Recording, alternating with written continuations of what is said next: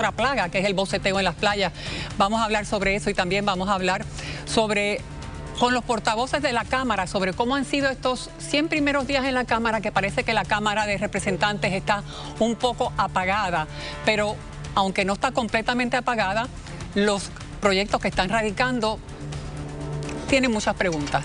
Y también, por supuesto, vamos a hablar con Jorge Colbert. Jorge nos va a hablar en su segmento de lo que no te dicen sobre cómo está Puerto Rico ubicado en estos momentos en términos de la pobreza. ¿Somos un país rico o somos un país pobre?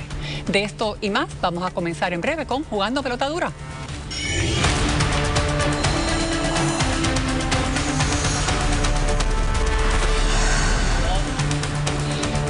Bienvenidos a Jugando Pelota Dura y ya está en nuestro panel con nosotros Denise Pérez. Buenas noches, Denise, y Alex Delgado, el gran batallón de Jugando Pelota Dura está con nosotros. Gracias, sí, gracias. Hace tiempo que no te veía, así que gracias también a Alex y gracias a todos por sintonizar. Buenas noches, Denise, Sid y a los amigos televidentes, bienvenidos. Buenas noches. Bueno, vamos a presentar a nuestro panel de inmediato, el panel que vamos a estar hablando sobre el tema importante para esta semana, que es la Semana Santa, que todo el mundo lo coge libre, o muchas personas lo cogen libre, otras no, como somos nosotros tres, pero también qué tenemos que hacer, qué medidas tenemos que tomar ante las condiciones del tiempo que tenemos en estos días. Vamos a presentar a nuestro panel, Ángel Jiménez, que es el comisionado del manejo de emergencias y administración de desastres. Bienvenido, muy buenas noches. Abner Gómez, que es el comisionado del negociado del Cuerpo de Emergencias Médicas. Bienvenido. Y Ernesto Morales, que es el coordinador de avisos del Servicio Nacional de Meteorología. Buenas noches a los tres. Y en esta semana ha comenzado, yo diría que lluviosa para algunos sectores, mayormente con los sectores que mucha gente aprovecha para salir este fin de semana o esta Semana Santa. Es el área sur, el área oeste y centro. ¿Qué es lo que podemos esperar para los próximos días? Y comienzo con Ernesto. Mira, las condiciones van a mantenerse bastante variables, no va a estar seco. Hemos tenido lluvia, como ya mencionaste, en el área oeste en los pasados días. Hay una vaguada que está generando fuerte aguacero sobre nuestra isla vecina, ¿verdad? La Española, que estamos hablando de alrededor de 5 a 6 pulgadas. Wow.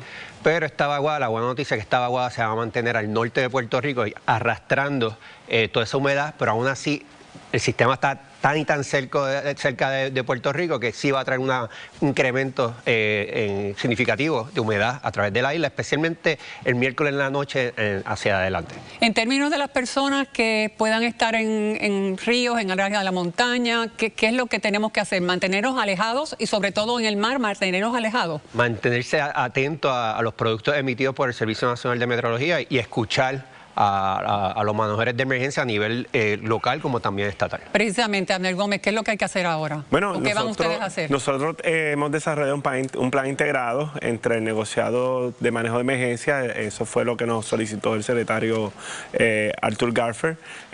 Todos los negociados, ¿verdad? Hicimos un plan, en el caso del negociado del Cuerpo de Emergencias Médicas, hemos aumentado la capacidad de ambulancias entre las que tiene el gobierno estatal, las que tenemos en acuerdo colaborativo con el sector privado y en coordinación con los municipios.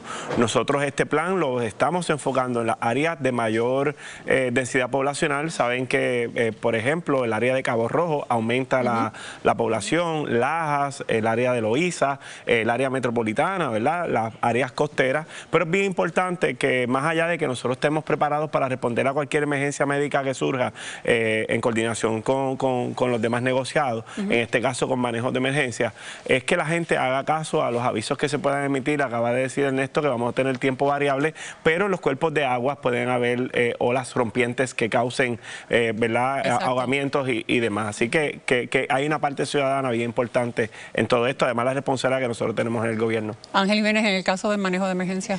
El negociado de manejo de emergencia es un plan integral, pero también se incorpora las oficinas municipales de manejo de emergencia. Eso nos brinda tener mayor capacidad para poder tener mayores recursos disponibles. O sea, que se están incorporando todas las oficinas de los diferentes municipios. Eso es correcto, eso es un plan integrado entre los municipios, nosotros negociados y todos los componentes de seguridad pública. ¿Qué nos permite eso? Tener mayor disponibilidad de recursos. Ahora bien, es importante la prevención. Nosotros no queremos responder a una emergencia, nosotros queremos evitar que eso pase. Nosotros vamos a estar disponibles, pero la prevención, el ciudadano tiene que estar bien atento a la emisión de los informes de tiempo, porque eso les va a dar las herramientas para que no se cumpla. Voy con los compañeros, pero muchas veces no hacen caso a las emisiones que están ustedes dando, a las notificaciones. Por eso es que nosotros tenemos un plan, el plan del negociado. Nosotros vamos a estar con nuestros equipos orientando a los ciudadanos, estamos dando unas hojas sueltas en los diferentes lugares, desde Cabo Rojo, Aguadilla, Isabela, nosotros dividimos, tenemos 10 áreas de operación que cubren los 78 municipios. Dentro de ese plan, todo nuestro personal va a estar orientando a los ciudadanos, dándole hojas para que estén atentos a qué pueden ver, especialmente en las playas. Jiménez, exacto. Esta semana generalmente la gente se concentra en las playas, pero los ríos son igualmente peligrosos. Los recursos de ustedes están destacados, están disponibles para tanto lugar que tiene Puerto Rico para estar... Importante pregunta, sí. ¿Por qué? Porque al incorporar las agencias municipales para manejo de emergencia, o sea, lo que se llaman las OME, tenemos mayor disponibilidad de recursos. Recuerden que generalmente los municipios son la primera respuesta. Nosotros estamos apoyándoles y estamos incorporando muchos más recursos. También tenemos más ambulancias, hay más policía. Esto es un plan integrado de todos los componentes de seguridad pública, pero... nosotros garantizamos que vamos a tener los recursos disponibles, pero es importante que el ciudadano cree conciencia. Él es el que toma la decisión cuando va a entrar al cuerpo de agua. Y es importante que siempre escuchen los informes del tiempo. Aquí se ha hablado de ¿verdad? Y aquí los temas son cíclicos y muchas veces por fiebre, de cuando las personas retan las condiciones del tiempo a pesar de las emisiones que hace el Servicio Nacional de Meteorología, los meteorólogos como Débora Martorell, y de las consecuencias, y entonces se sale a legislar de que la persona que se le va... ¿Dónde ha quedado? Esas legislaciones finalmente se convirtieron en ley, son ley hoy. O sea, una persona que rete unas inclemencias del tiempo y obligue a poner, ¿sabe?, la vida de sus funcionarios en riesgo. ¿Y los recursos del Estado? ¿Qué consecuencias hay hoy para eso? La Ley 20 tiene unas herramientas para que los manejadores de emergencia puedan intervenir con este tipo de personas. De la misma manera, la policía también puede intervenir. Por eso es que hemos hecho énfasis en que es un plan integrado. Al tener mayor disponibilidad de recursos, nosotros vamos a poder atender situaciones como esas. Pero reiteramos que vamos a estar orientando al ciudadano, para evitar que pasen desgracias. Las playas del norte van a ser las más peligrosas en este fin de semana. Bueno, en términos de oleaje sí, y yo creo que Ernesto puede hablar un poco de eso, pero hemos designado recursos, ¿verdad? Como dice el compañero Ángel Jiménez, hay una responsabilidad ciudadana. Nosotros vamos a través de la policía ejercer lo que dice la Ley 20, si hay una orden de que nadie en el agua es nadie en el agua, pero también tenemos que dejar que los ciudadanos disfruten porque hay un aumento en lo que es el turismo local en Puerto Rico, así que nos hemos enfocado en estos puntos como mencioné.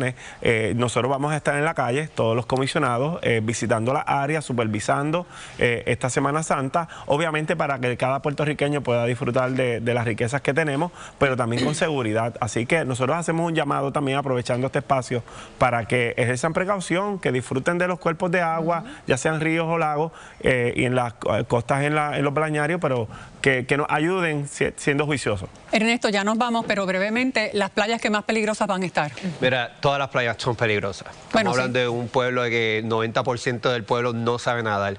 Por lo tanto, estamos visitando playas que no son aptas para bañistas. Lo que tenemos que tener un juicio de visitar estas playas. Si hay que decidir en qué playa visitar, pues vamos al balneario donde hay salvavidas, ¿verdad? Si vemos que está lloviendo en la montaña, no vayamos al río. Son decisiones que uno dice, eso es sentido común, pero esa vez es lo más que falta, ¿verdad? En nuestra comunidad. Queremos ser más, estar ahí para llevar la información, ¿verdad? Pero las personas tienen que estar receptivas y tomar esa decisión a base de lo que le estamos diciendo. Bueno, gracias a los tres por estar con nosotros. Esperemos que las personas que nos están viendo y los que no, usen el sentido común, que es lo importante. Gracias por estar con nosotros. Vamos con Margarita. Gracias, Itmari. Parece que los días del boceteo están contados. Y de cara al fin de semana, hablamos con el secretario de Recursos Naturales. Tenemos una pregunta, ¿cuál será ese plan para el fin de semana? En breve, el secretario nos contesta. Además, demandan al gobierno por millones. Esto tras feminicidio de Ivette Joan Meléndez. ¿Qué ha pasado en el caso de Hermes Ávila? Sin consecuencias los responsables. En solo minutos lo analizamos. Además, siguen cobrando vidas los conductores ebrios. Se debe poner en vigor esa mano dura. Hay un proyecto sobre la mesa. Hoy le decimos de qué se trata. Continuamos jugando pelota dura y realmente las plagas de los animales exóticos y no exóticos en Puerto Rico continúan multiplicándose, lo que son los caimanes, las iguanas, las serpientes, y vamos a estar hablando sobre este tema y otros temas con el secretario de Recursos Naturales que se encuentra con nosotros, Waldemar Quiles. Buenas noches y bienvenido. Buenas noches. Buenas noches. Vamos a pasar, primero que todo, antes de comenzar, vamos a pasar a ver el reportaje que preparó la compañera Margarita Ponte, un resumen. 2021. Jugando pelota dura reseñó el deterioro de Carolina saliendo desde el aeropuerto y adentrándonos en calles cercanas. En el recorrido encontramos cerdos abandonados en zonas urbanas, esto en medio de la basura. 4 años después, la proliferación de cerdos no parece haber mermado. Por el contrario, representan un peligro para la comunidad porque pueden ser portadores de enfermedades transmisibles a los seres humanos. En el 2022, el número de caimanes aumentaba, provocando miedo en la población. La presencia de estos reptiles, exóticos para algunos, es común en lagos, estanques, ríos y mangles, pero han llegado hasta patios y carreteras. Estas personas aquí no tuvieran estas verjas, lamentablemente pues tuvieran que lidiar con que los caimanes lleguen hasta sus residencias. La realidad es que a pesar de que Recursos Naturales y residentes han capturado cientos de caimanes, se reportan avistamientos casi semanales y aseguran las mordeduras pueden ser graves. Ahora Puerto Rico enfrenta la peor crisis de serpientes invasoras que siguen multiplicándose a un ritmo alarmante. ¿Y las iguanas? Los agricultores dicen que tienen miles de dólares en pérdidas al año por la presencia de iguanas. Controlar esta plaga parece imposible. Los esfuerzos de la comunidad no se detienen, pero ¿será que falta apoyo gubernamental? Bueno, ¿qué falta por hacer? Aquí hay un turno de privilegio que me pidió Alex Delgado y luego vamos a pasar de inmediato con el secretario. Que me siento viviendo en Jumanji y uno se pregunta cuál va a ser el próximo animal exótico que va a ser una plaga en Puerto Rico. Secretario, ¿estamos en Jumanji? No estamos en Jumanji. Casi, cerca. Bueno, hay animales exóticos que se han salido de control, ciertamente. En el departamento, tan pronto llegamos, que hicimos las evaluaciones de las diferentes áreas, nos dimos cuenta que los animales exóticos era algo que teníamos que regular. Ciertamente una regulación que no se atempera a lo que estamos viviendo hoy día, y parte de nuestro esfuerzo es documentar de ahora en adelante los permisos que se den para animales exóticos. Esa persona tiene que registrar al animal y vamos a estar periódicamente investigando el estatus del animal, dónde está el animal, para que no suceda lo que ha sucedido ciertamente con las culebras. Secretario, pero por ejemplo, ¿qué es lo que ustedes consideran animales exóticos a raíz de esos permisos que tienen que tener? ¿Y quiénes son las personas que tienen que tener esos permisos para poder traer animales exóticos? Bueno, animales exóticos es cualquier animal que no es endémico de la isla, que no sea parte de nuestra fauna original, y eso pues obviamente para poderlos traer, y no son todos, hay una lista que ciertamente no la recuerdo completa, pero es una lista algo extensa de los animales que se permiten, y para esos animales pues se emiten unos permisos, y estamos en el proceso ahora de reglamentar y de regular la condición de los animales y en qué sitio están. Tener un registro, básicamente, de los animales. Que ahora mismo no lo hay. Ahora mismo no lo hay. Pero eso es de la gente que lo compra legal, que lo tiene legalmente. Sí, hay unos permisos que se dan legales y pues obviamente vienen a través del departamento. Tenemos un negociado de permisos de animales exóticos y pues a través de esa oficina es que se dan los permisos. ¿Y qué yo hago si me encuentro una cosa de estas en el patio? Y si yo no la reconozco, es exótica. No sé si es endémica, si no es endémica. Si no la reconozco y se arrastra, voy a llamar a Recursos Naturales. Bueno, pues sí, puede llamar a Recursos Naturales. Le vamos a ayudar ciertamente a cualquier ciudadano que nos llame para, ya sea una reticulada, un pitón, un caimán, toda esta serie de animales que han traído a la isla de manera legal e ilegal, porque a través del aeropuerto también estaban entrando. Hace poco reabrimos la oficina del aeropuerto que nos está dando una mayor oportunidad de capturar esos animales que entran como contrabando. ¿A quién le correspondía monitorear esa importación a través de los aeropuertos y de los muelles? O exportación a través de los aeropuertos y muelles. ¿A quién le correspondía? Bueno, parte de esa responsabilidad es nuestra. Y estaba nula porque usted dice que la oficina no estaba abierta. La oficina no estaba abierta. plain simple, así Estaba mismo. inoperante. Estaba inoperante. Bueno, nos encargamos de abrirla ahora.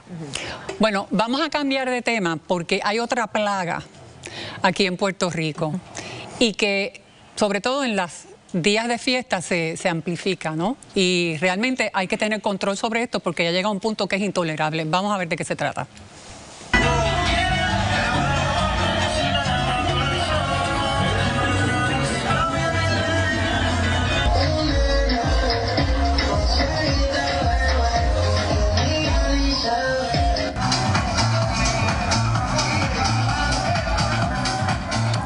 La plaga del boceteo. Usted anunció multas de hasta 25,000 en áreas protegidas. Pero ¿quién se encarga de dar esas multas? ¿Quién se encarga de dar el seguimiento si no hay suficientes empleados en el Departamento de Recursos Naturales? Pues mira, primero que todo te quiero decir que desde mucho antes que yo pensara que fuera a ser secretario, yo siempre he soñado con que alguien le pusiera el cascabel al gato con esto, porque ciertamente esta es la peor plaga que tenemos ahora mismo. Nosotros tenemos como Departamento de Recursos Naturales la facultad de expedir multas. En el caso nuestro, las embarcaciones tienen un marbete. La persona que se le da la multa por el boceteo va al marbete y el año próximo, cuando va a renovar el marbete, pues tiene que pagar la multa, si no va a estar ilegalmente. Pero eso es si hay suficiente personal de recursos naturales para dar el seguimiento, eso en las playas. Sí. ¿Qué entonces es lo que pasa? Por ejemplo, eso es lo que pasa en las playas. ¿Qué hacemos con esto? ¿Quién le da el seguimiento? Pues mira. Esto es el boceteo del que estamos hablando. Claro que no se puede hablar. Exacto. No se puede hablar, no se puede convivir. Es inaceptable, es inaceptable.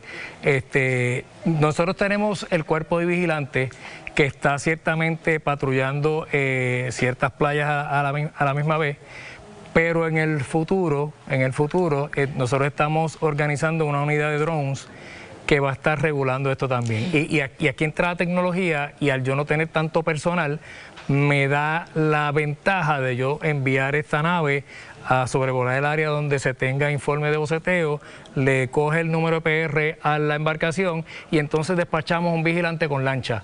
Vamos a tener la ventaja nosotros. Sí, a mí me había confundido unas expresiones que usted había hecho de que usted había una prohibición excepto los días que hayan yo no sé cuántos botes. Y yo planteaba, bueno, es que si usted envía una patrulla o una embarcación o dos de recursos naturales con uno o dos de la policía, a la que empiecen a multar a los primeros, los demás se van a ir y van a dispersar de esa manera, porque a fin de cuentas proteger los recursos naturales y lo que buscamos es romper ese corillo. Ese sería un curso de acción, pero el curso de acción que nosotros estamos evaluando es en una multitud de personas así, entra lo que es el crowd control. Yo enviar a una lancha con 2 vigilantes o 2 lanchas con 2 vigilantes en una multitud de 500, 600 embarcaciones, que se da el caso, no todas las personas siguen la ley y el orden. Claro, pero si aunamos esfuerzos con la policía y FURA... pudiera ser un tipo de operativo, pero estamos salvaguardando la seguridad de los vigilantes. Pero entonces los drones entonces serían la alternativa real y más segura para poder hacer esas intervenciones. Estamos trabajando estratégicamente con la unidad de drones.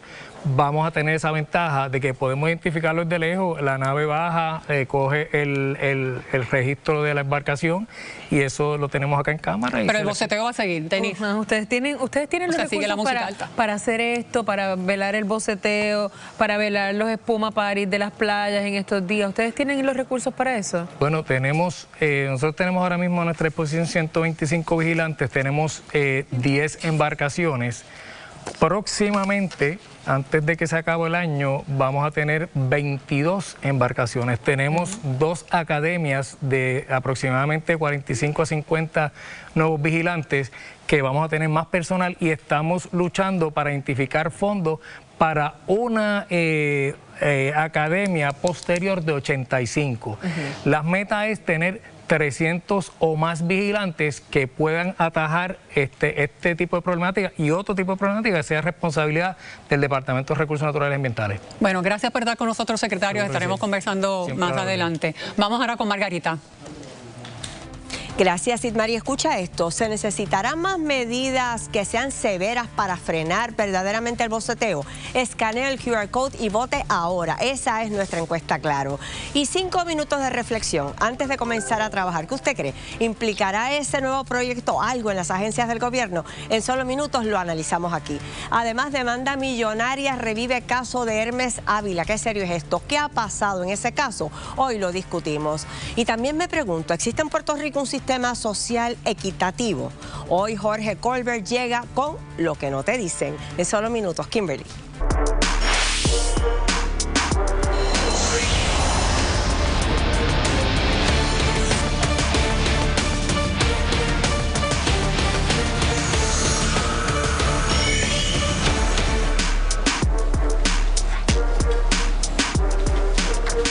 Ya son las 7 de la noche y continuamos jugando pelota dura y le damos la bienvenida al panel de portavoces de la Cámara de Representantes, José Pichi Torres Zamora, Domingo Torres, Denis Márquez y Lizy Burgos. Buenas noches. Sin titubeo. Ah, no, jugando por todos. Pero yo los pongo a que no titubeen, porque si titubean tienen problemas. Recuerda ese programa. Bueno, hablando de titubear, porque parece que hay titubeo en la Cámara de Representantes. Sí, porque no... En estos primeros 100 días, ¿cuál ha sido el proyecto más relevante que se ha aprobado en la Cámara de Representantes? Bueno, yo te puedo decir que al 9 de abril se han manejado o se han radicado... No me diga números, el más importante. Bueno, la realidad es que se han radicado 895 proyectos en la Cámara. Pueden radicarse 3.000. ¿Cuál es el más importante? 130 proyectos se han aprobado en la Cámara, 34 han sido proyectos de la Cámara, 4 de la gobernadora, se han recibido 62 proyectos de la gobernadora y se han trabajado y las comisiones están trabajando. Pero yo le hice una pregunta sencilla. ¿Cuál, a su juicio, es el proyecto más importante? Si me preguntas a mí, todo proyecto que sale de la Cámara es importante. ¿Cualquier cosa? De eso vamos a hablar en breve. Para usted, ¿cuál es el proyecto más importante que ha salido, si alguno? Pues mira, la realidad, te tengo que ser honesto, Sidmari, no hay ningún proyecto que sea de gran relevancia. Se han aprobado lo que es la quema de carbón para mantener los kilovatios aquí en Guayama, pero no es nada. No hay relevancia, Lizy Burgos. Bueno, por lo menos de las minorías no se ha visto absolutamente nada. Y... Usamos la palabra relevante, puede ser desde el punto de vista positivo o negativo, pues obviamente impactó y fue relevante que se cambiara la política pública ya establecida por ley, establecida por el propio gobierno en el Comité del Cambio Climático al aprobar la quema de carbón asquerosa de la AES en Guayama. Eso es lo que más, en términos de proyectos de ley vinculados con el tema de energía, de tanto se ha hablado en este país. Bueno, aquí hay un proyecto de ley que está en el limbo. Mientras este proyecto de ley, el que voy a mencionar, está en el limbo, que es el que busca imponer penas más severas a conductores ebrios que provoquen la muerte, pues tenemos un proyecto de ley que está siendo considerado por la Cámara, que es el proyecto de ley de 5 minutos de reflexión para establecerlo en todas las agencias del gobierno de Puerto Rico. ¿Cuál tiene más importancia? Ambos. ¿Y qué pasa que no acaban de aprobar el que impone penas más severas a conductores ebrios? Tan pronto la comisión evalúe, haga las enmiendas que tiene que hacer el entrellado correspondiente, llegue a la comisión que yo presido, que la arregle el calendario, te aseguro que lo ponemos en el calendario.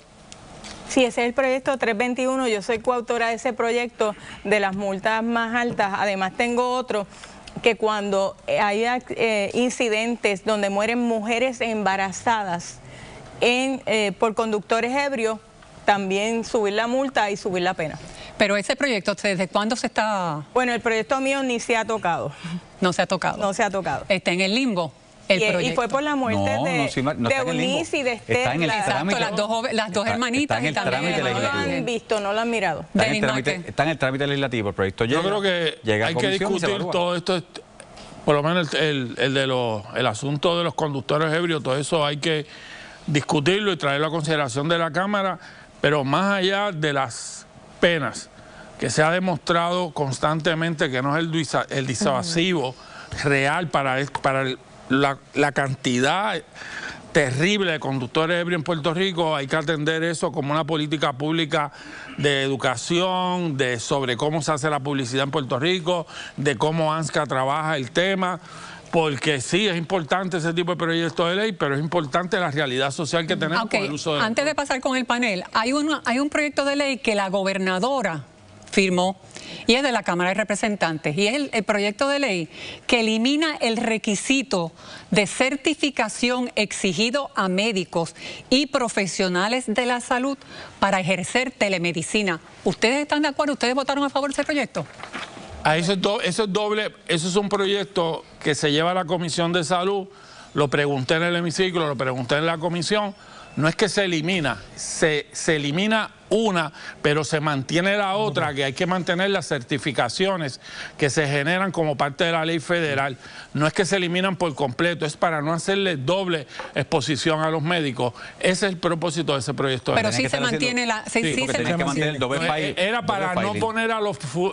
ese es el informe. O sea, le eliminaron la local y le dejaron la federal. Exacto, ese es lo que eso fue lo que informó la Comisión de Salud.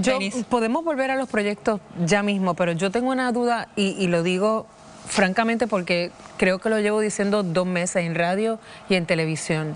¿Dónde está Johnny Méndez? Yo no he visto a Johnny Méndez desde que Johnny Méndez juramentó, no lo he vuelto a ver. Johnny Méndez. Ese es el presidente de la Cámara. Johnny Méndez como presidente de la Cámara llega a las sesiones, trabaja, hace las reuniones que tiene que hacer de oficina, cubre los medios que tiene que cubrir o que desea cubrir y está en su distrito. O que desea cubrir. Este jueves yo no lo veo nunca. Presidiendo Yachira Lebrón, él no estaba en el hemiciclo. Bueno, él se excusó. Él se excusó de estar viejo oficial. ¿Y por qué son las excusas de Johnny Méndez? Porque dicen que hay muchas cosas personales. Pero la realidad es que si tú comparas... No tengo problema. Pero hay que saber lo que es lo que está pasando. No, pero eso hay que preguntárselo a él. Pero si tú comparas el cuatrenio de hace 2 años y este cuatrenio, aquel fue mi primer cuatrenio y como regla general siempre estaba presente, siempre presidía a él como regla general. Hay algo extraño. Este cuatrenio sí ha cambiado la modalidad en donde los 2 vicepresidentes de manera constante están presidiendo. Eso no significa que no lo puedan hacer y lo permite el reglamento, pero refleja un poco la contestación a lo que tú estás... No, pero la realidad es que cuando yo fui vicepresidente Johnny, yo presidí una gran cantidad de sesiones en la Cámara de Representantes porque fue así. En este momento los compañeros vicepresidentes arrancan como tiene que ser la sesión, para yo arrancar como portavoz, porque si algo ha cambiado es que yo arranco, y ustedes lo saben, 15 minutos más de diferencia para que todo corra como tiene que correr en orden. Para defender no, porque no necesita defensa. O sea, Johnny Méndez no solamente es mi amigo, es mi presidente. Johnny Méndez ha hecho el trabajo que tiene que hacer. Él es representante de distrito y si van a su distrito, su gente va a decir que lo está viendo. Pero es que cuando tú eres el presidente de la Cámara, el líder es el que tiene que dar la cara. La diferencia es que puede empezar Yachira o puede empezar Ángel Peña, pero en todas las sesiones él no llega porque muchas veces no está. Pero cierra la sesión en la gran mayoría. El mismo presidente... Es el mismo presidente bajo las mismas circunstancias del cuatrenio en que él presidió. Y en aquel cuatrenio él estaba en los medios constantemente. Y en esta ocasión no. Y era representante por distrito igual. Algo pasa que cambió. Y casi le cuesta el distrito. Vamos a ser honestos políticamente porque Johnny Méndez ganó por 300, 400 votos. Y eso es una realidad. Johnny Méndez está teniendo, y te lo digo, yo defiendo la gestión que está haciendo. Vamos a ser honestos, todos sabemos que él no quería ser presidente de la Cámara. Bueno, pero está haciendo un trabajo. Johnny Méndez está haciendo el trabajo. Prácticamente lo obligaron. Está teniendo público, tiene un grupo y te digo, yo me siento bien tranquilo con el grupo de mayoría que tenemos allí, con el trabajo que estamos haciendo y la forma en la que estamos operando. En términos generales, en los primeros 100 días no se puede, ¿verdad?, cambiar un país, pero por lo menos marca una ruta. El tema principal fue el de la energía y el primer comité que creó la gobernadora fue el de energía. Juan Zaragoza nos dijo hace unos días en Noti1 que desde enero no se reúne ese comité. Bueno, y tanto ¿cuál es? Pero de ese comité también salió, yo sé que a los compañeros no les gusta, el hecho de que si no manteníamos a ese Guayama con los 500 megavatios, Puerto Rico no solamente iba a sufrir lo que podríamos sufrir en verano, iba a sufrir peor. Domingo y obviamente hay que buscar alternativas. Mira, lo que pasa es que en estos primeros 100 días, como he dicho siempre, la gobernadora se comprometió en hacer las cosas diferentes, en hacer proyectos y en dar servicio a la gente.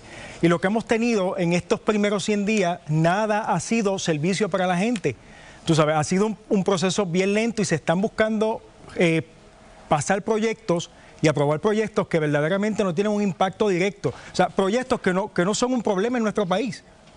Sí, y los proyectos que han bajado de administración que tienen algún impacto, definitivamente tenemos que ver alguna ponencia de Hacienda, tenemos que ver ¿verdad?, los informes de OPAL, que es la Oficina de Presupuesto de la Asamblea Legislativa, porque nosotros no podemos legislar a ciegas y eso es parte de lo que no estamos viendo en esta... Yo creo que el mejor ejemplo es que anunciaron con bombos y platillos, conferencia de prensa, la conferencia legislativa, 14 medidas contributivas, que iba a ser de gran alivio al país. De las 14 hubo 3 que no eran realmente un problema financiero del fisco, aligerarle a las ONG, organizaciones sin fines de lucro, la forma de obtener las exenciones. Pues todo el mundo le votó a favor a eso. Y 2, para aumentar las giras educativas. Pero todas las que son realmente, que tienen efecto en el presupuesto, que las anunciaron, no las han podido bajar ninguna porque ya las detuvo la Junta de Control Fiscal. Una cosa es el anuncio público y otra cosa es la realidad legislativa. Bueno, vamos a hacer una pausa. Cuando regresemos vamos a hablar de un tema que ustedes fueron parte de él en términos de que realizaron vistas públicas. ¿Cuál fue el resultado de esas vistas públicas? Estamos hablando del caso del femicidio donde Ivette Joan Meléndez fue asesinada a manos de Hermes Ávila Vázquez, que había sido dejado en libertad por el Departamento de Corrección, Physician Correction, etcétera. Hay una demanda de 41 millones de dólares. De eso hablamos cuando regresemos. Hacemos una pausa y vamos con Kimberly. Gracias, Sid. Y usted votó la encuesta. Claro, se necesitan medidas más severas para frenar el boceteo. Un 97%, mire, contundente dijo que sí. Gracias a todos por participar. ¿Y cuál será el futuro de la alianza? Movimiento Victoria Ciudadana logrará su reinscripción. Hoy le decimos lo que sucedió, mire, con unas firmas. Eso está bien interesante. Además, existe en Puerto Rico un sistema social equitativo para todos. Jorge Colbert llega con lo que no te dicen. Y también los exalcaldes están aquí con el mejor debate que solo verá en Jugando Pelota Dura. ¿Qué está pasando con las minorías? Nosotros le decimos, no se retire. Bueno, la demanda de 41 millones de dólares fue radicada contra el Departamento de Corrección y otras más ramas. Por ejemplo, se está desglosando en 20 millones por daños compensatorios, 20 millones por daños punitivos y 1 millón por concepto de honorarios de abogado. Vamos a escuchar un resumen de lo que ocurrió con toda esta demanda que fue radicada en el día de ayer y vamos entonces al panel. La familia de Ivette Joan Meléndez, quien fue asesinada hace casi un año en Manatí por el convicto Hermes Ávila, demandó al gobierno y a varias agencias, justicia y corrección, por 41 millones. Se alega negligencia de funcionarios que intervinieron en los trámites para dejar en libertad al sujeto, quien de hecho cumplía 122 años de cárcel por asesinar a otra mujer en el 2005. Este hombre burló a empleados de corrección y a médicos, fingiendo ser parapléjico, beneficiándose así de la libertad por enfermedades terminales. Los 41 millones de la demanda se van a dividir en 1 millón para los abogados, 20 en daños punitivos y 20 millones en daños compensatorios. Por su parte, el secretario de Corrección, Francisco Quiñones Rivera, dijo que ya está en comunicación con la secretaria de Justicia. Bueno, todavía no hemos recibido el emplazamiento, sí nos hemos enterado de la radicación de la misma. Es un asunto que ya estamos en comunicación, ¿verdad?, con la Secretaria de Justicia, y es un asunto por estar, ¿verdad?, subyúdice, bajo la consideración de un tribunal. Es un asunto que vamos a estar atendiendo oportunamente al interior, ¿verdad?, del Departamento de Justicia y de Corrección. Entre los demandados está la empresa Physician Correctional, así como varios médicos. El documento menciona igualmente a la exsecretaria de Corrección, Ana Escobar. Bueno, y lo más chocante de todo esto es que la Cámara de Representantes realizó vistas públicas sobre este caso. ¿En qué quedó eso? Y todavía al día de hoy no ha habido ninguna consecuencia más allá de personas quizás de segundo y tercer grado, porque los que realmente estaban involucrados en esto no pasó nada. La Cámara de Representantes no fue una vista, fue un proceso de interpelación lo que se hizo en la Cámara de Representantes con la secretaria de Corrección. El Senado con Vargas Vidot. El Senado fue unas vistas públicas con Vargas Vidot. Desde que se hizo el proceso de interpelación en la Cámara de Representantes, no sé cómo el gobernador no despidió a la secretaria de Corrección, porque allí salió que el documento de la ley ESA 25 del 92 era solamente para dos cosas, pacientes de VIH positivo y personas que sean discapacitadas en su totalidad. Bueno, y más allá de que renovaron el contrato a Physician Correction. Es lo que tenía una paraplegia, era una persona totalmente funcional. Y el informe interno que supuestamente iba a hacer Ana Escobar, eso nunca nadie lo vio, esa investigación interna. pasó el cuatrenio, entregó y nunca nadie vio lo que ella supuestamente iba a investigar. ¿Cómo le van a pedir al gobernador que destituya a la que era una de sus ayudantes en la primaria? En medio del proceso de investigación de la Cámara, ella era parte del comité de campaña en una institución o en un departamento en donde un grupo de personas ejerce voto bajo el control de ella. Dicho eso, tenemos aquí una demanda de negligencia. Obviamente se tiene que dar un procedimiento, descubrimiento de pruebas, todo un proceso, pero hay un montón de admisiones en el Senado y en la Cámara que yo estoy seguro que los abogados de la parte demandante ya los tienen y veremos a ver cómo se da eso en el camino. No me extrañaría que al final del camino, como pasa en estos casos de negligencia del gobierno, lleguen a algún tipo de acuerdo transaccional. Claro, pero entonces pasamos de la parte en que pudo haber habido una consecuencia de que se refiriera al Departamento de Justicia para una investigación o lo que fuera, y ahora el Departamento de Justicia es un ente que solamente va a proveerle los fondos para defender a estos funcionarios de una demanda civil. O sea, perdieron totalmente el objetivo en este caso. Pero también por el título 3 de promesa, las demandas contra el Estado y más de una cantidad así pudieran estar sujetas a que se paralicen. El límite. Sí, no por el límite, sino porque el título 3 de promesa prohíbe y paraliza los procesos. Ahora, le pregunto a Pichi, la gobernadora, y con esto no jugó, ella fue bien categórica que iba a eliminar a Physician Correctional. ¿Cuándo va a pasar eso?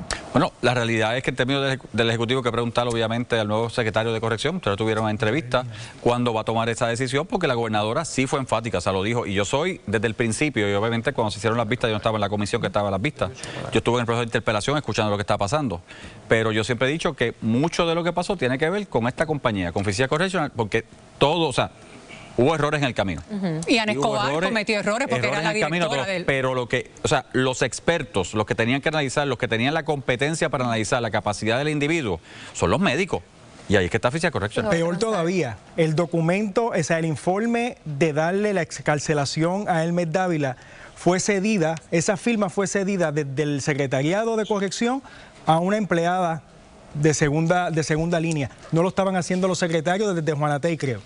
Bueno, vamos a cambiar de tema. Esperemos a ver cómo se va desarrollando esta demanda y a ver si hay alguna consecuencia para el alto nivel que tenía a cargo ese caso. Denise. Yo quería aprovechar que los tengo todos los partidos aquí.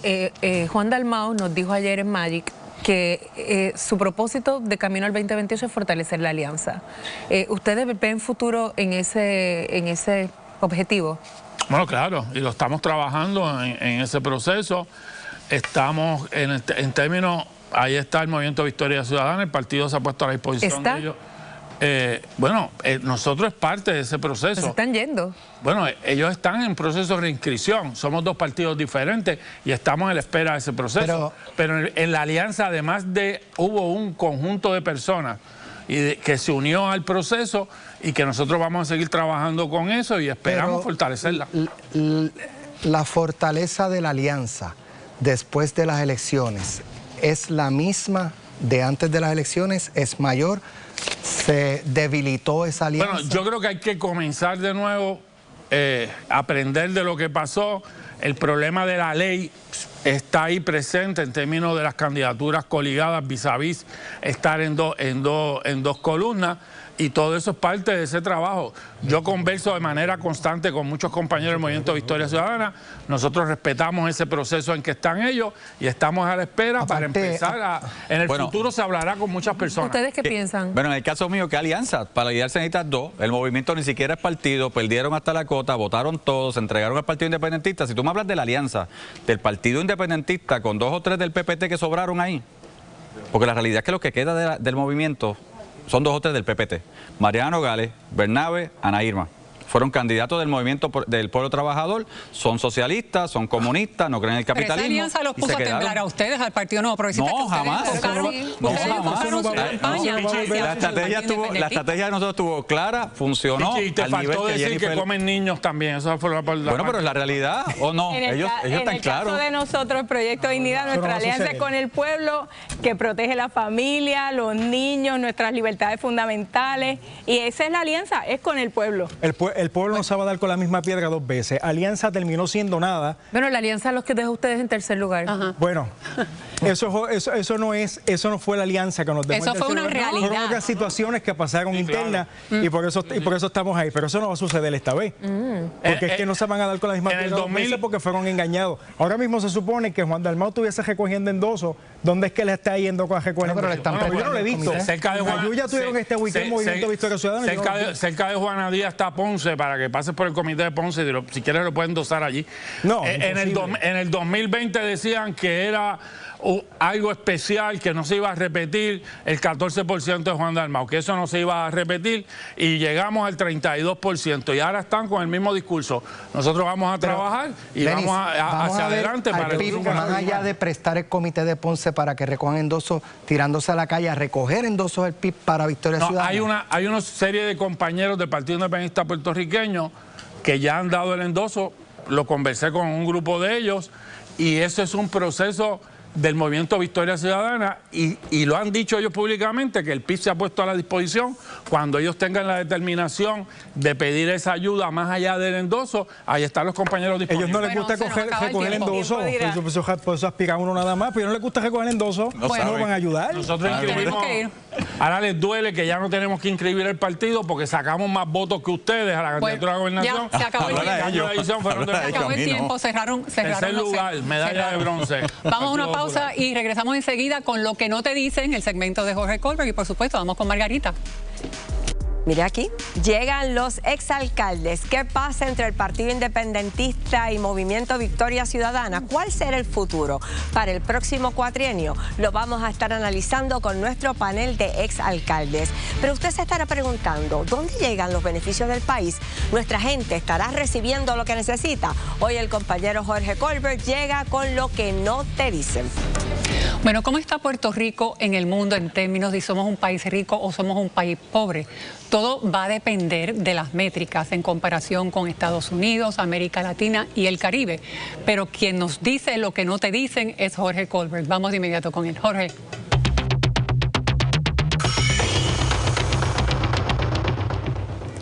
Así es, Ismarí, precisamente uno de los grandes debates es si Puerto Rico es un país rico comparado con países cercanos, si es un país muy pobre, una jurisdicción muy pobre comparado con los Estados Unidos. Bueno, pues depende con qué usted se compare. ¿Por qué? Porque existen métricas distintas. Para que usted tenga una idea, en Estados Unidos la métrica $15,000 o menos es una jurisdicción pobre, pero en Latinoamérica es $2,500 o menos al año. Pero vamos a las estadísticas para que usted tenga una idea de cuál es la realidad en Puerto Rico. Miren, en Puerto Rico tenemos dos países distintos. Todas las estadísticas demuestran que esta línea que está aquí desde Dorado, que cruza por estos municipios hasta Humacao, estos municipios del este y el noreste de Puerto Rico, tienen niveles de pobreza más bajos. Todos estos municipios que ustedes ven en rojo, incluyendo Vieques, tienen las tasas de pobreza más altas en Puerto Rico. Por ejemplo, el municipio de Ciales, 58% de la población está bajo el nivel de pobreza, Adjunta 61%, Guánica 64% y Vieques al otro extremo con un 59%. Fíjense en este dato interesante, estos son los 10 municipios de mayor nivel de pobreza en Puerto Rico.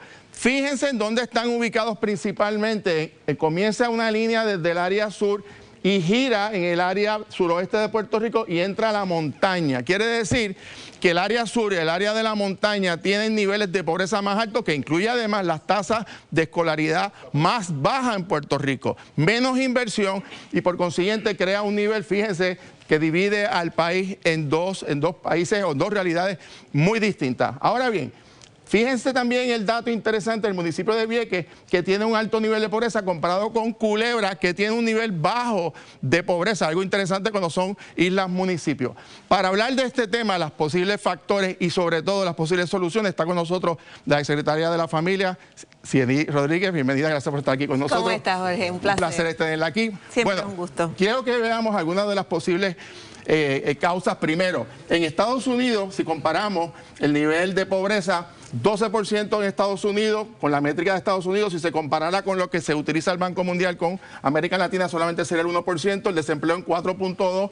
Puerto Rico, fíjense los datos, 39.8% nivel de pobreza, de hecho el número más bajo probablemente en 40, 50 años. Si se compara con Estados Unidos, obviamente ese es el número, pero con América Latina bajaría solamente al 5% de la población, una tasa de desempleo de 5.8%. Vamos a América Latina, fíjense en los datos interesantes. En caso de América Latina, el nivel de pobreza es más alto que Puerto Rico, 27.3, 65 comparado con las métricas de Estados Unidos, y una tasa de desempleo de 6.2%. Le pregunto entonces a la secretaria, aquí tenemos algunas de las posibles causas: concentración de ingresos, como vemos en el área metropolitana, falta de acceso a oportunidades, desigualdad educativa, estructura social, desigualdad geográfica, los que viven en el área más desarrollada, más infraestructura versus los que viven en áreas rurales, el mercado laboral y obviamente el sistema contributivo que le impone una carga a los que trabajan en la fuerza laboral. ¿Cuál es su lectura de todas estas métricas? A eso me gustaría añadir lo que es el reto demográfico, específicamente en los municipios del centro de la isla. Los números de adultos mayores han incrementado muchísimo. Municipios como Utuado tienen cerca de 54, 55% de adultos mayores dentro de su población. Así que en ese sentido, nosotros tenemos que seguir insistiendo, uno, en el desarrollo de nuevas oportunidades, ¿verdad?, para jóvenes, desde jóvenes, e irlos insertando en la fuerza laboral, pensar en oportunidades reales para nuestra juventud, pero en adición necesitamos comenzar que el sistema vaya engranando desde etapas tempranas. Voy a ir precisamente a las posibles soluciones y un poco quiero recoger algunas de las ideas. Muchas están también en el informe que usted presentó. Por cierto, la secretaria es una de las personas que más ha estudiado sobre este tema y por eso queremos tenerla como recurso de análisis. Obviamente, una reforma contributiva es una de las estrategias que tenemos que utilizar. Poca gente pagando muchas contribuciones. Nuestro sistema es muy injusto. Incentivos por empleo. Tenemos que cambiar la mentalidad de la dependencia a la sociedad productiva. Los créditos por empleo que se están utilizando ahora han tenido resultados muy positivos. La integración de los sistemas educativos. El Departamento de Educación tiene unos problemas, la Universidad de Puerto Rico otros muy distintos, pero las métricas son diferentes. El tema del desarrollo con lógica social. ¿Qué es esto? Mire, si usted va a hacer una fábrica, construyala en uno de los municipios de mayor alta de desempleo. No lo construya la fábrica en los pueblos donde tienen desempleo bajo. El tema de los fondos equitativos, recursos obviamente públicos y el desarrollo estratégico, es decir, atacar la deserción escolar y las oportunidades de empleo, son algunas de estas estrategias efectivas. Uno bien puntual, vamos a hablar del crédito por menor dependiente. Cuando estamos hablando de una merma, ¿verdad?, que ha bajado la tasa de pobreza en Puerto Rico, mucho se debe al crédito por menor dependiente y eso las estadísticas lo dicen, ¿verdad? Es evidente que en la medida que se trabajó con el crédito por trabajo y el crédito por menor dependiente, eso tuvo el efecto de bajar la tasa de pobreza. Lo otro que hablaba de dónde invertimos, dónde el gobierno pone sus recursos. Recientemente yo estuve en Washington, D.C.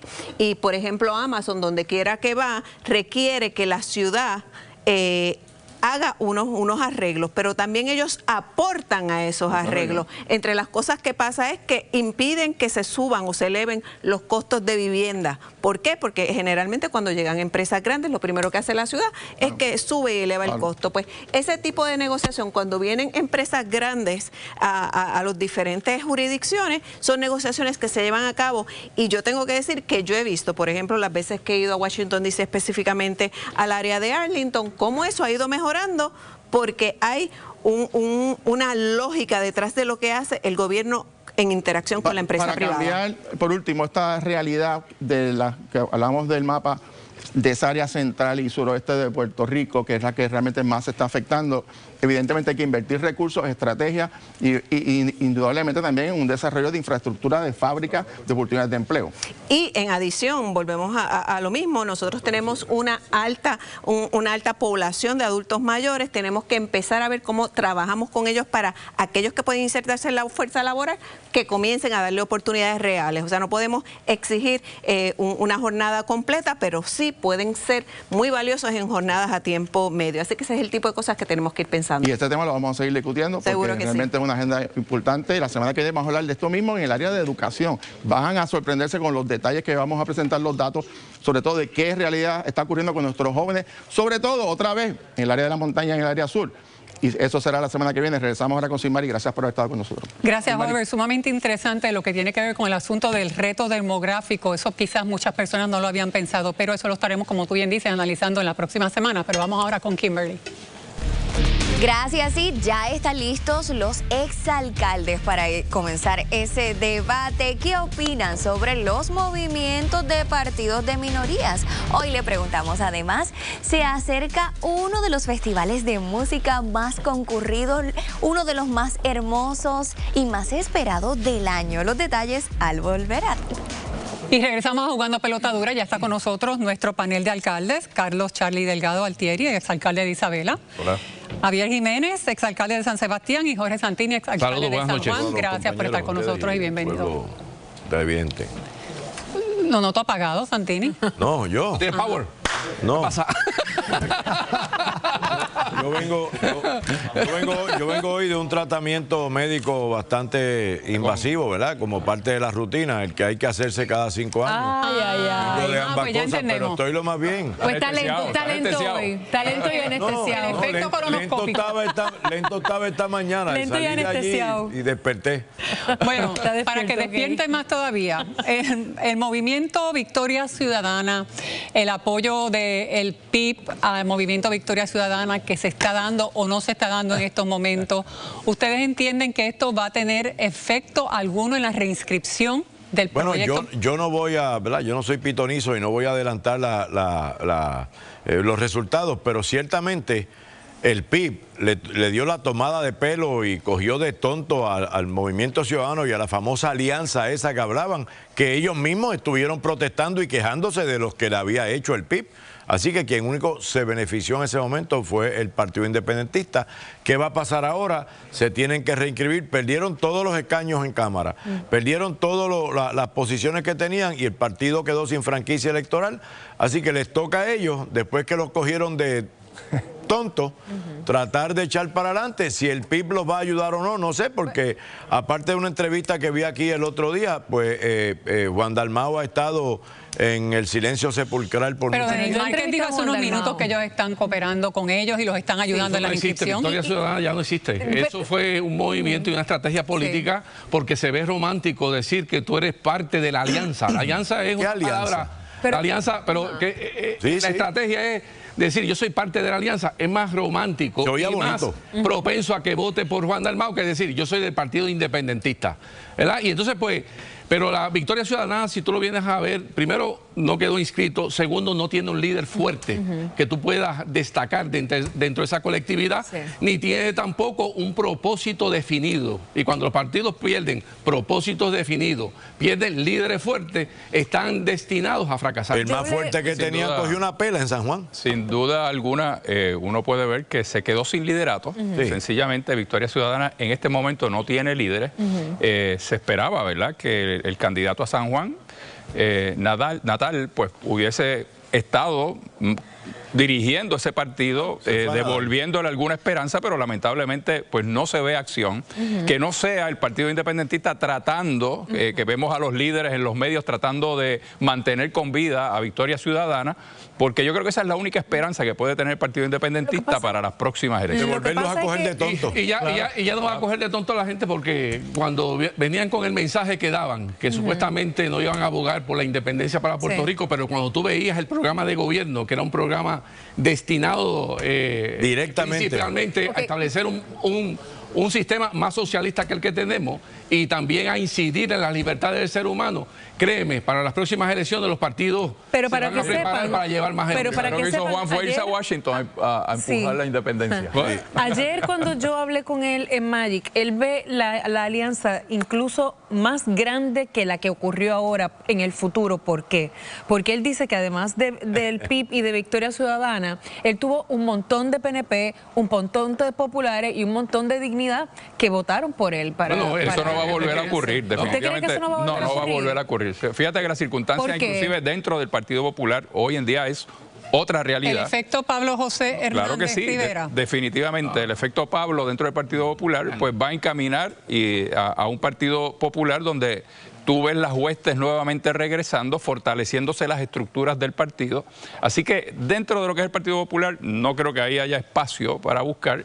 Y vuelvo, yo no veo que Victoria Ciudadana tenga el empuje, por lo menos eso es lo que se ha demostrado hasta este momento, para levantar nuevamente y reinscribirse, porque obviamente tiene que reinscribirse. Al día de hoy no ha habido un solo movimiento en esa dirección. Y lo que necesita Juan de esto es el nombre, alianza. Tú eres parte de una alianza. Pero ahora hay que entender también que existe una gran cantidad de puertorriqueños que están cansados con el bipartismo, tanto del Partido Popular como del PNP, en el sentido de la forma y la función como han desarrollado. Esa fue la narrativa en el 2024 y el PNP ganó de nuevo. ¿Por qué? Porque el PNP llevó el tema principal de miedo, que si votaban fuera del PNP, Juan Dalmau podía ganar. Y eso no tendría efectividad en el 2028. Compete a los partidos que no son del PNP llevar el mensaje de qué representa. Aquí hay una nueva realidad política. De las inclinaciones del Partido Independentista, independientemente de si votaba fuera del PNP, ganaba Dalmau. Aquí la gente lo vio la foto, vio la hermandad que existe entre el Partido Independentista y gobiernos comunistas y socialistas. Lo mencionó, se presentó la evidencia, no era una mera retórica, era cierto, y eso pues trajo unas consecuencias. Hay una realidad política. Como estandarte. Hay una realidad política. Lo utilizó como estandarte en esta campaña para meter miedo, y cuando tú metes miedo, lo que hace es que mueve a la gente a hacer lo que tú querías. Eso fue lo que hizo. Mira, hay una realidad política y la hemos visto en los pasados 3 cuatrenios. O sea, tanto el Partido Popular como el PNP perdieron más de 500,000 de electores cada partido. Eso es una realidad. Ahí está el efecto demográfico y otros aspectos que tienen que ver con la situación política del país. Yo creo que para el próximo cuatrenio se van a comenzar a alinear nuevamente y recibir nuevamente muchos electores a ambos partidos. Yo veo que esta alianza que le dio una fuerza a Juan Dalmau en estas pasadas elecciones no va a volver a ocurrir. Y creo que se va a volver a alinear nuevamente en esa tendencia. Tal vez no lo veamos sólidamente en el 28, pero sí luego del 28 recoger nuevamente esas fuerzas a ambos partidos principales. Yo tengo una pregunta ahora, una pregunta. Proyecto Dignidad está en peligro también de desaparecer, independientemente que tuvieron unos escaños en la legislatura, realmente no está en silencio, no hay un líder. Mira, Proyecto Dignidad está recibiendo el embate de la estrategia del PNP. ¿Y cuál ha sido la estrategia del PNP? Hace propio proyectos que Proyecto Dignidad en la campaña hizo suyo y subsiguientemente promovió. El PNP los acoge, los presenta en la legislatura, los aprueba. Adicionalmente, el segundo paso para tú absorber. ¿Pero dónde está el liderato? Un partido emergente, ¿qué tú haces? Identifica portavoces. El liderato se desbandó, como golondrinas de verano, cuando cambia la estación, se van de vuelo rápido. Eso fue. Esa es la realidad. La realidad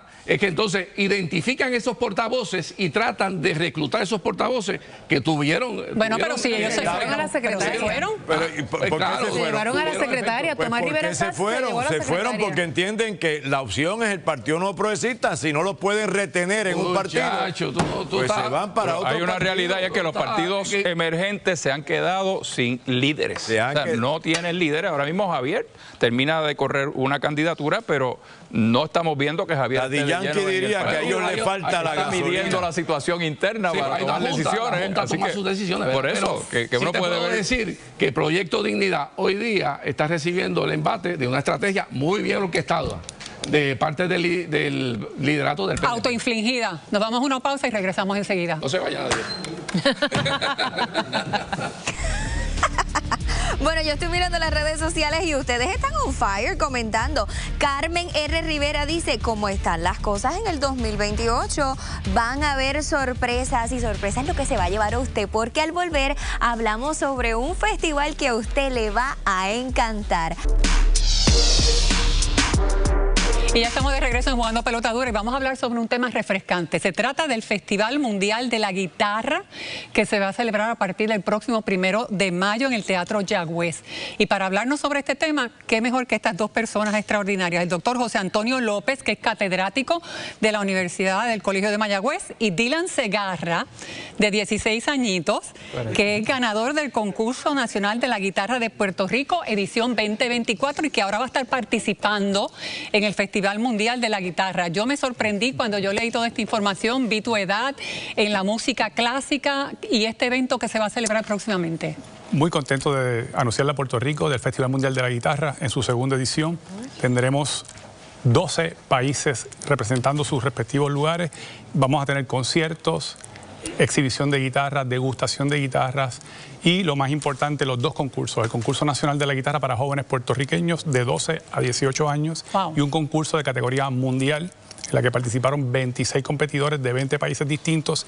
Un jurado de Europa seleccionó y tenemos 4 finalistas, y entre esos 4 finalistas tenemos al ganador del concurso nacional de guitarra del año pasado, 2024. Dylan, a mí lo que me llamó la atención es, obviamente, tu edad, 16 años, pero tú comenzaste con la guitarra clásica hace muchos años, me parece que a los 10 años. Yo empecé con la guitarra a los 6 años. A los 6 añitos. ¿Y cómo entraste en ese mundo de la guitarra y de la música clásica? Bueno, pues no fue hasta los 10 años donde me interesé de la música clásica, que buscándola fue que me interesé y me pareció muy interesante la musicalidad de esa música. Y eso ahí fue donde comencé. Y después empecé a coger clases con el profesor y por eso participé en el concurso nacional y así. Hay algo importante. Dylan el año pasado, en su categoría de 12 a 15 años, obtuvo el primer lugar, pero él retó la categoría de 15 a 18, también obtuvo el primer lugar. Y obtuvo el premio del público también. O sea que tenemos aquí un gran prospecto, además de otros jóvenes puertorriqueños también que tienen un altísimo nivel. ¿Y este evento va a ser el 1 de mayo? 1, 2 y 3 de mayo en el Teatro Mayagüez. Todos los eventos son libres de costos. O sea que todo el mundo puede ir a verlo. Queremos que todo Puerto Rico esté allí en un evento de esta categoría y sobre todo vamos a tener esas grandes conferencias para los que les interese sobre la construcción de la guitarra. Traemos a 4 de los más importantes luthieres del mundo. Van a estar con nosotros en Mayagüez y lo más importante también que uno de esos grandes luthieres ha donado una guitarra de $5,000 para el premio del público. Es decir, que aparte del jurado, el jurado lo va a estar viendo por streaming, el jurado delibera en Europa y se va a regalar una guitarra para el premio del público, el mejor intérprete. Bueno, les agradezco, éxito. Dylan hizo ya un compromiso conmigo que va a venir a tocarme una canción en la guitarra aquí cuando ganes ese concurso. Ya nos despedimos, nos tenemos que ir, amigos. Buenas noches a los compañeros, a la audiencia y los vemos mañana.